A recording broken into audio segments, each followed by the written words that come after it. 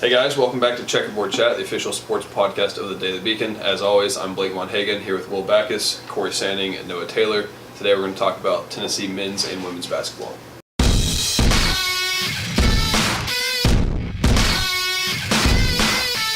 Well, we'll start with the Lady Vols, who are coming off a loss to South Carolina on Sunday. Today's Monday, the day we're filming.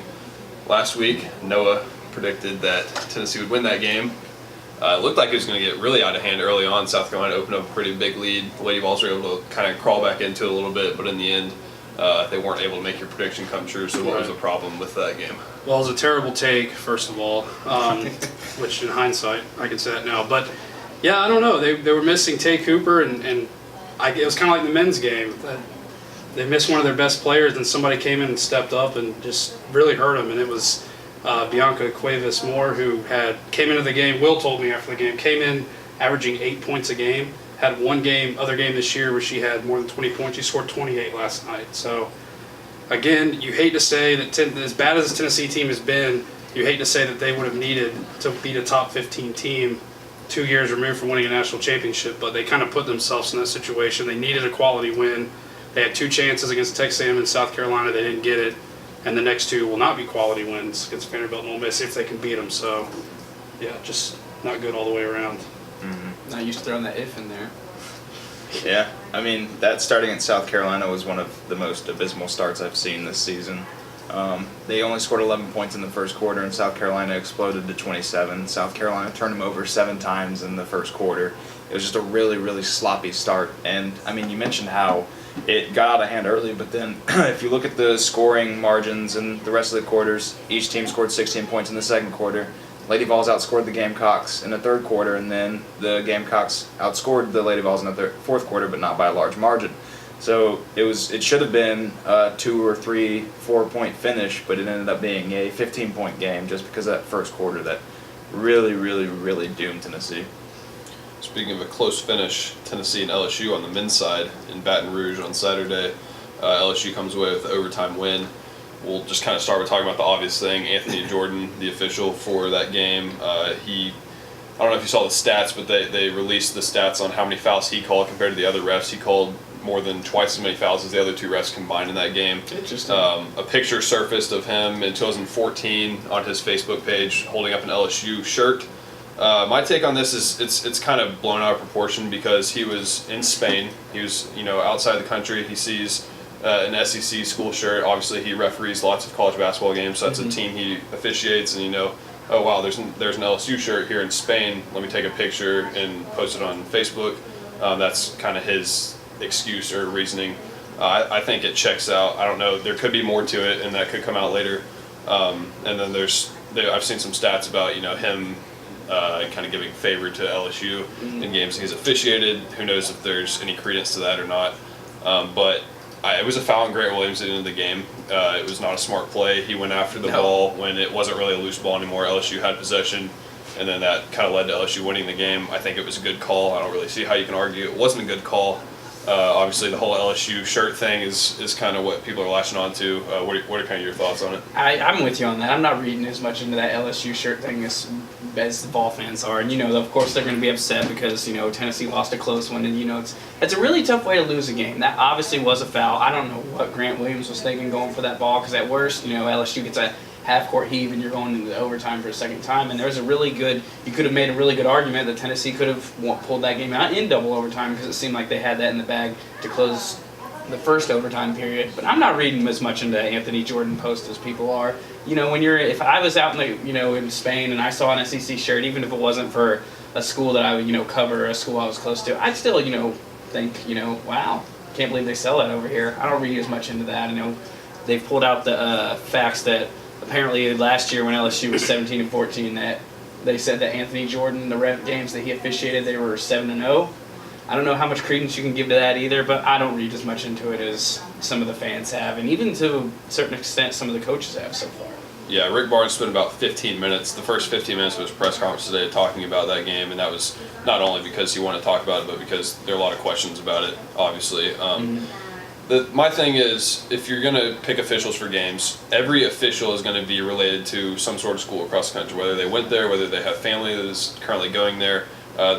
there's just bias inherent in in reporters and in fans and officials. There's bias surrounding college sports. There's always and it's gonna be. impossible to keep it completely out. I don't think Anthony Dorman will be officiating any LSU games for the next. For the foreseeable he might not ever officiate another LSU game just because all this has come out and there's so much news surrounding it.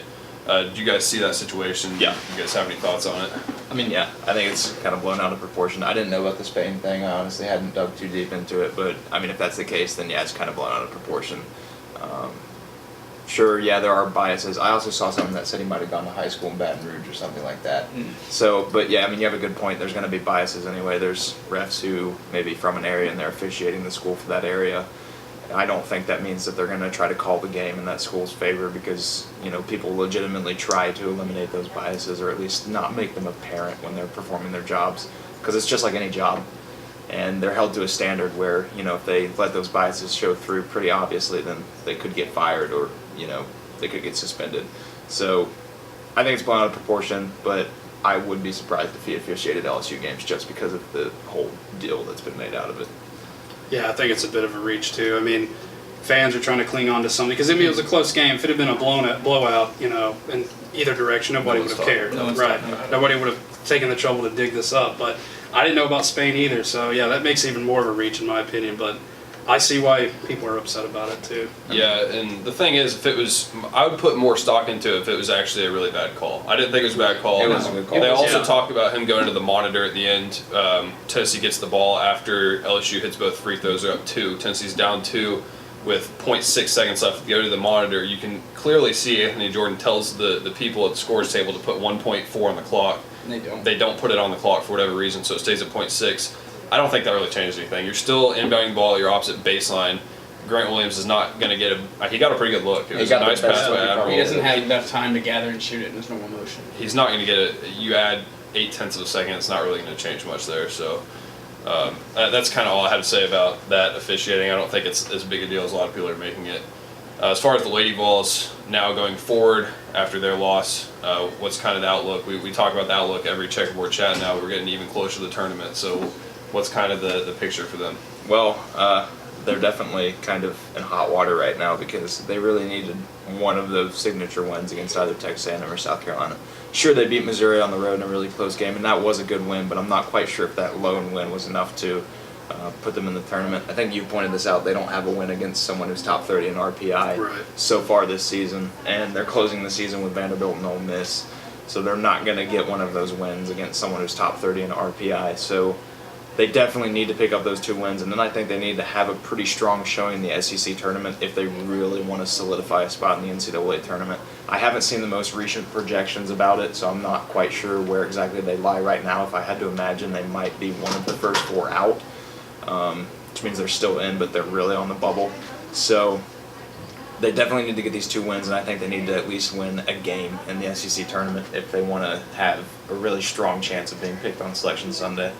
You know, looking back when they beat Texas and Austin, it's kind of hard to believe now that they have that win. And it seems like 5 years ago that game was played, based on what we know now. But yeah, Missouri was a good win, but every other quality team they played outside of Kentucky, who's like number 15 right now, they've lost by double digits. I mean, Notre Dame beat them by they played close a little bit, but Notre Dame pulled away, Stanford pulled away. And then, of course, the conference games they've lost have been pretty bad. Mississippi State pulled away, and then Texas A&M, Georgia, Alabama. You know, Alabama's not very good, but those are teams that ended up pulling away and kind of blowing them out in the end. So, yeah, these next 2 games are not going to be. I mean, they need to win them. There's no doubt. I think a loss to either of these teams. Ole Miss and Vanderbilt are combined, I think, 4-24 in conference play this year. So a loss pretty much does them in to any of them. And we were in Nashville. Tennessee won that game by like 15 or so. It's a lot closer than the score indicated. So Vanderbilt can definitely give them a fight. So they can't afford to lose these 2 for sure. And I think the run in the SEC tournament's got to be pretty strong. Yeah, I mean, they did beat Vanderbilt by double digits, but it did seem like they kind of really struggled in that game until they ran away with it a little bit late, which is kind of what a lot of teams have been doing in Tennessee this year. Right, yeah. They welcome Vanderbilt Thursday night at 7. Vanderbilt, I think, is 1-13 in the conference right now, so if Tennessee can't, I'd argue that they probably have to get a pretty convincing win over Vanderbilt at home to close the season if they want that win to look any sort of impressive to you know, those the people that see the brackets. So And then they get LSU. I think they're projected to play LSU in the SEC tournament as of yesterday. It might have changed now, but that's a team that's playing pretty hot now. They almost beat Kentucky and Lexington yesterday, so that'll be a tough team if that's who they draw first. Yeah. So they need to definitely close out the season with some pretty big wins. And on the men's side, Tennessee, the new AP poll came out today. They dropped to number 7. So they're looking at a 2 seed as things stand right now. I think definitely if they want a shot at the 1 seed, they got to win out their last 4 games. They got Ole Miss coming up on Wednesday, Kentucky on Saturday, and then Mississippi State and Auburn to close out the season. Got to win all 4 of those, and I think they got to basically run the table in the SEC tournament. There's a slight chance they could lose in the championship, the SEC tournament, and win the last 4 in the regular season and get a 1 seed, but I think they really need to win the SEC tournament and their last 4 regular season if they want a 1 seed at this point after these last few losses. So, I mean, that's kind of where I see that as far as getting a 1 seed. They're obviously not going to fall any farther than maybe a 3 seed unless they were to like lose 3 out of these last 4, which I don't see that happening. How do you kind of see things playing out? Well, you know, it's so strange how quickly things in college basketball can turn around, because we went from 2 weeks ago saying about how Tennessee was, you know, almost a lock to the Final Four, and now you look at it, they're 1-3, I believe, against AP top 25 teams this year. And of course that's going to be a cause for concern, but if you really dive down deep into it, they barely lost to Kansas by the skin of their teeth. They lost this game to LSU by the skin of their teeth. You know, they got the blowout loss in Kentucky, but you know, it's hard to go into Rupp Arena and win 2 times in a row. But you know, getting back to the main question, yeah, they do have to. They do have to win out, in my opinion, because they want to have a chance to repeat as the SEC regular season champions. I know they said that was one of their goals to start the season. It's in dire jeopardy now whether they're going to be able to do that or not. But yeah, I see. You know, a 2 seed seems much more realistic at this point. I mean, they absolutely could run the table. They could win out in the SEC tournament, but. You know, like I said, a lot of the mistakes that they made last season that we thought they learned from are coming back to haunt them now. And that's a little a cause for alarm. But at the end of the day, I think they'll be fine. Like I said, they'll close out the regular season with 3 or 4 losses. As far as the SEC standings go, Tennessee, Kentucky, and LSU all kind of sitting there at the top right now. LSU has a pretty easy stretch going forward. They've got Alabama and Florida, and they got Vandy and Texas A&M. Yep. So those Alabama and Florida games are both on the road. Tennessee needs LSU to lose one of those games, and then Tennessee needs to run the table in their last 4, which include a win over Kentucky, and take care of that. So that would put Tennessee as the outright champion if that scenario played out. If LSU wins out and Tennessee wins out, then we're looking at another co-champion situation like we had last season with Tennessee and Auburn. So that's certainly a possibility. So now that we've kind of laid out the scenarios, and things kind of change really fast, as Corey said, in college basketball this time of the year, so our predictions might change every week, but where do you guys kind of see Tennessee, the Lady Vols, going as far as wrapping up the season and making or not making the NCAA tournament? Well, I think they'll beat Vanderbilt and Ole Miss if they don't, and there's definitely a really big problem there. I think they might struggle on the road. I say they might struggle on the road, but a lot of their quality wins have been on the road, because you mentioned the Texas win. Right. So they've sometimes been a better road team than they are a home team, but I think they'll beat those 2 teams. As far as the SEC tournament, you mentioned LSU right now being the team that they might face. That's definitely a tough matchup. Tennessee actually beat LSU earlier in the regular season. That broke their 6-game losing skid. So they do have that over LSU, but LSU is a team that's kind of getting hot at the right time. You mentioned they almost beat Kentucky, who's a top 15 team in the nation. I think it was at Kentucky too, which is more impressive. So if they do draw LSU in the SEC tournament, it might be kind of hard to see them getting past that first round or second round matchup, because they'll probably play on the second day. And then as far as the NCAA tournament, if they are seeded, it's going to be very low.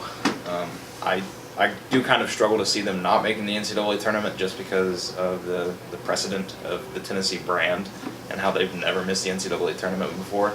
I think in order for them to miss it, they would have to close out the season losing against either Vanderbilt or Ole Miss, and then losing in their first game in the SEC tournament. I think that would definitely seal them not making it. But if they are able to win against Vanderbilt and Ole Miss, and at least play close in the SEC tournament and still get bumped in maybe their first game they play, I could see an argument of them getting in the tournament, because then they'd have 8 wins in conference. But we'll have to see. They're definitely on the bubble. Yeah, I'd have to say, I mean, like we said before, they've got to win the next 2. But I think they can. But as far as the SEC tournament goes, I'd say probably second round they'll probably get knocked out, especially if they draw a team like LSU. They've just struggled so much. But I think they'll get in, and I agree with Will. The name recognition, that's 19 wins. Plus, they played a really tough schedule this Yeah, year. they'll have 8 wins in conference. Right, so. yeah. I mean, so I think it'll be enough. The resume won't be great, but it'll be enough to get in, plus the brand name and everything will help. But I don't know about beyond that.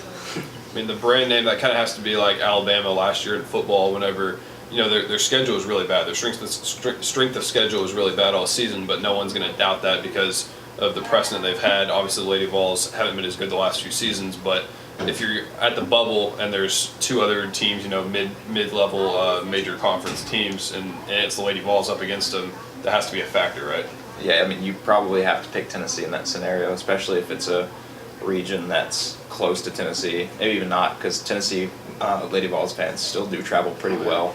So I think if it's, like you said, Tennessee against a couple mid-majors, or even not mid-majors, but prominent programs that have women's basketball teams who are kind of constantly on the bubble or constantly just sneaking into the tournament, I think you would have to put Tennessee in above them just because, Tennessee has never missed the NCAA tournament in its entirety. They are the only team that has done that. So it's almost like, that name brand carries enough that it would carry them in. And I think it helps a little bit while, the loss, mentioned the double-digit losses to good teams. They've hung in there with a lot of good teams, too, for the most part. It's kind of come down to the fourth quarter where they start, pulling away. But, they've proven they can hang in there, whereas, a mid-major team might not be able to do that. And plus, I've been really impressed with the fan support. I mean, it's not been great, but even last night against South Carolina, coming off that Texas A&M loss, good crowd. You had over 9,000 people there, so which is a lot less than what you guys draw, but it was loud, and they were into the game for the most part. So, yeah, I'd say that would probably be a draw for the selection committee. At the end of the day, it's a business, Right. whether they like to admit it or not, and the Lady Vols are going to draw that, not only the in-person fan support in the tournament, but they're also going to draw the ratings. The ratings are going to be up if it's the Lady Vols compared to another team that doesn't have that brand. So I think it's certainly a factor whether they're going to admit. Obviously, they're not going to admit that. They're not going to say the Lady Vols have an edge just because of the brand. Right. It certainly has to be a factor. They got to play their way to that point to start with, but yeah, I think that can be a factor. As far as the men, Ole Miss coming up this week, and then the big game against Kentucky. I think fans are maybe a little overlooking this Ole Miss game. This is going to be a tough place to play.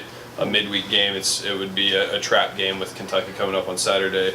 Ole Miss has played well this year under Kermit Davis in his first season. They really have some weapons as far as shooting the ball. That place will get loud, and Tennessee coming off that LSU game, they're going to have to bounce back real fast, or otherwise they're going to lose 3 out of 4, and that will not be a good situation heading into the Kentucky game. No, they can't afford a trap game at this point in the season. Not after losing that LSU game. Had they come off of that, I maybe might have given them a little bit of leeway because the endings. But yeah, I think at this point they have to run the table if they're going to try to repeat as SEC regular season champions. Which in hindsight, it doesn't mean much in terms of the big picture. But they said that was one of their goals that they wanted to accomplish this season. When you don't accomplish your goal, that can somewhat be demoralizing. And as we've learned so far, no matter how much of a veteran presence that Tennessee has, it doesn't always translate to wins. It didn't on Saturday. And also, you just want to be playing well going into the tournament, and that includes finishing the regular season strong and the SEC tournament. So I'll be at that game at Ole Miss on Wednesday, and then we'll be at Thompson Bowling Arena for that Tennessee-Kentucky game on Saturday. That's going to be obviously a huge game. You guys will keep it rolling with the Lady Vols coverage as you have been doing. I'll be back next week for more bad takes on Checkerboard Chat. Thanks for watching.